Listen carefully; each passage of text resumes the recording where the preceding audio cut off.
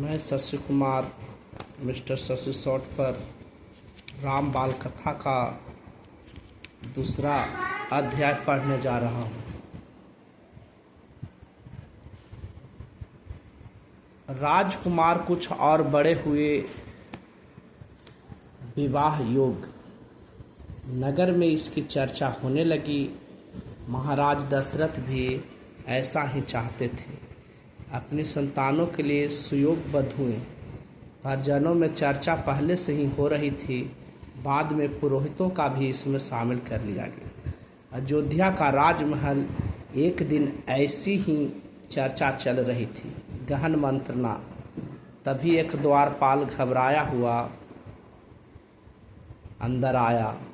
उसने सूचना दी कि महर्षि विश्वामित्र पधारे हैं। महाराज दशरथ तत्काल अपना आसन छोड़कर खड़े हो गए। द्वार की ओर बढ़े महर्षि की अगवानी करने। उन्हें लेकर दरबार में आए। विश्वामित्र को ऊंचा आसन दिया गया। विश्वामित्र कभी स्वयं राजा थे, बहुत बड़े और बलशाली। बाद में अपना राजपाट छोड़ दिया, संन्यास ग्रहण कर लिया, जंगल चले गए। वहीं उन्होंने अपना आश्रम बनाया। उसे उन्होंने सिद्धाश्रम नाम दिया। महर्षि के स्वागत सत्कार के बाद दशरथ ने कहा, महर्षि आज्ञा दें, मैं आपकी क्या सेवा कर सकता हूँ? आप अपने मन की बात कहिए। आपकी आज्ञा का हर तरह पालन होगा। राजन, मैं जो मांगने जा रहा हूँ उससे देना आपके लिए कठिन होगा। आप आज्ञा दीजिए महर्षि, मैं उसे पूरा करने के लिए तत्पर हूँ, बिल्कुल नहीं हिचकूँगा। मैं सिद्धि के लिए एक यज्ञ कर रहा हूँ। अनुष्ठान लगभग पूरा हो गया है, लेकिन 2 राक्षस उसमें बाधा डाल रहे हैं।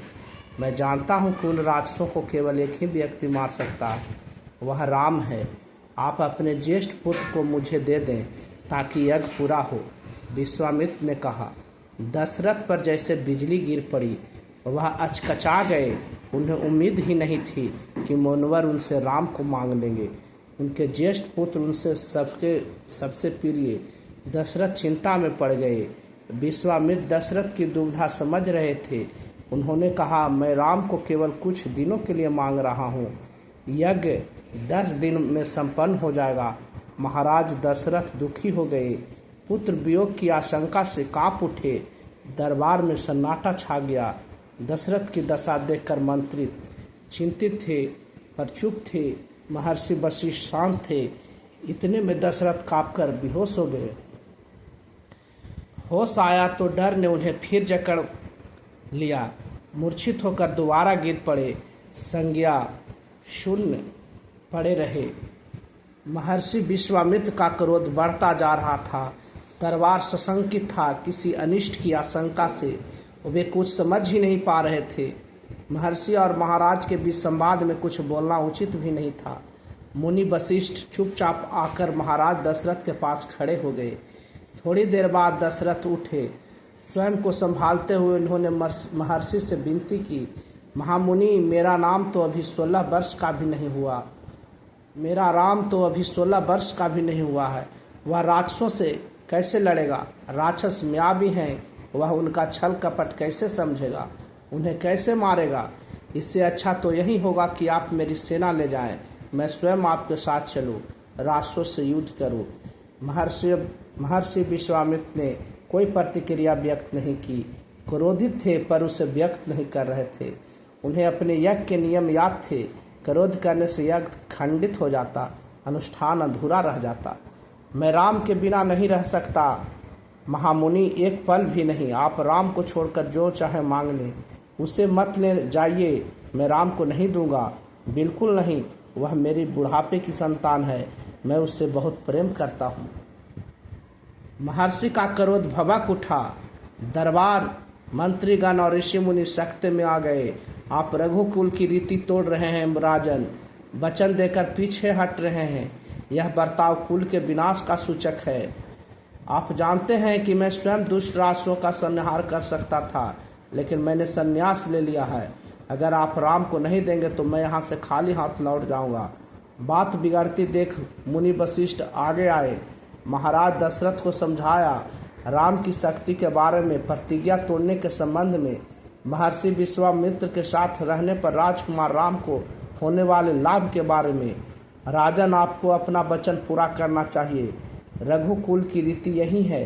प्राण देकर भी आपके पूर्वजों ने वचन निभाया है। आप राम की चिंता न करें। महर्षि के होते उनका कोई कुछ नहीं बिगाड़ सकता। महाराज दशरथ की चिंता कुछ कम हुई, पर मन अब भी खिन्न था। पुत्र विछोह का दुख सभी तर्कों पर भारी पड़ रहा था। गुरु वशिष्ठ ने कहा, महाराज, महर्षि विश्वामित्र सिद्ध पुरुष हैं, तपस्वी हैं, अनेक गुप्त विद्याओं के जानकार हैं। वह कुछ सोच कर ही यहाँ आए हैं। राम उनसे अनेक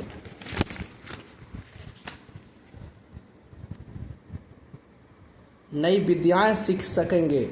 आप राम को महर्षि विश्वामित्र के साथ जाने दें। राम को उन्हें सौंप दें। दशरथ ने मुनि वशिष्ठ की बात दुखी मन से स्वीकार कर ली, लेकिन वह राम को अकेले नहीं भेजना चाहते थे। उन्हें विश्वामित्र से आग्रह किया, कहा कि वे राम के साथ उनके छोटे भाई लक्ष्मण को भी ले जाएं। महर्षि विश्वामित्र ने महाराज दशरथ का यह आज्ञा स्वीकार कर लिया। राम और लक्ष्मण को तत्काल दरबार में बुलाया गया। महाराज दशरथ ने उन्हें अपने निर्णय की सूचना दी। दोनों भाइयों ने उसे सहर्ष स्वीकार कर लिया, सिर झुकाकर आदर सही। इसकी सूचना माता कौशल्या को दी गई। बताया गया कि राम और लक्ष्मण बन जा रहे हैं।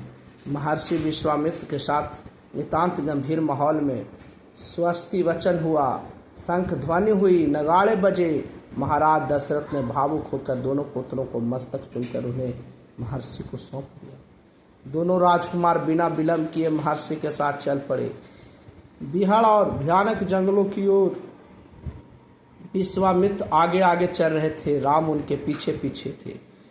लक्ष्मण राम से 2 कदम पीछे, अपने धनुष संभाले हुए, पीठ पर तुनीर बांधे, कमर में तलवारें लटकाए। आज यहीं तक।